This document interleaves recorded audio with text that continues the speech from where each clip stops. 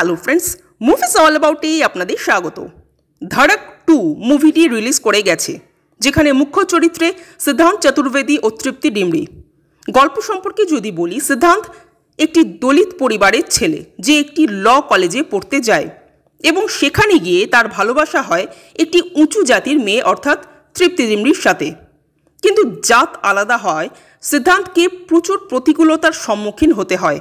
কি সেই প্রতিকূলতা এবং সেই প্রতিকূলতাকে পার করে সিদ্ধান্ত ও তৃপ্তির ভালোবাসা জয়লাভ করে কিনা সেটা জানতে হলে আপনাদের মুভিটা দেখতে হবে।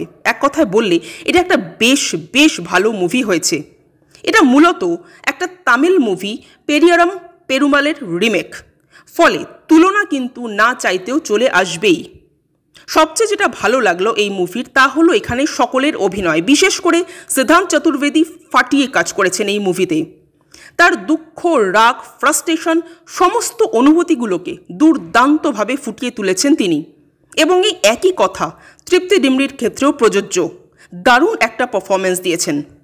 এখানে একজন সিরিয়াল কিলারের চরিত্র রাখা হয়েছে, যে চরিত্রটা যেভাবে পোট্রে করা হয়েছে আর সৌরভ সচদেব সেটাকে যেভাবে পারফর্ম করেছেন সেটা দেখে মারাত্মক লাগবে।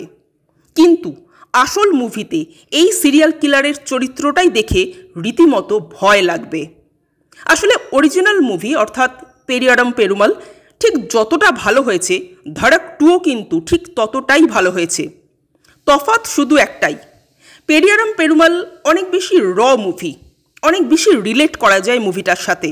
কিন্তু ধড়ক 2 অনেক বেশি পলিশড একটা মুভি, যেটা খুব স্বাভাবিকও, কারণ একে তো বলিউড মুভি, তার উপর আবার ধর্মার মুভি, সো পলিশড তো হবেই। কিন্তু এটাও ঠিক যে পলিশড হলেও ধড়ক 2 কিন্তু অরিজিনাল মুভির এসেন্সটাকে যথেষ্ট ভালোভাবে ধরে রাখতে সক্ষম হয়েছে। অন্তত ধড়ক পার্ট 1-এর মতো কেচিয়ে দেয়নি ব্যাপারটাকে। Scene by scene copy paste না করে মেন ইভেন্টগুলোকে রেখে নিজেদের মতো করে দেখিয়েছে ধর্মারা, যেটা খুব ভালো একটা ব্যাপার। মুভির সবথেকে বেস্ট পার্ট হলো যে সামাজিক সমস্যাটা নিয়ে মেকাররা কথা বলতে চেয়েছেন সেই সমস্যাটাকেই তারা মেন প্লট রেখেছেন। মানে লাভ স্টোরির চক্করে সেটাকে সাবপ্লট করে দেননি, লাভ স্টোরিটাই বরং কিন্তু এই মুভির সাবপ্লট। আর একটা জিনিস যেটা মেনশন না করলেই নয়, সেটা হলো মুভি টাইটেল সং, যেটা এক কথায় দুর্দান্ত। সো ওভারঅল এই মুভিটা আমার দারুণ লাগলো।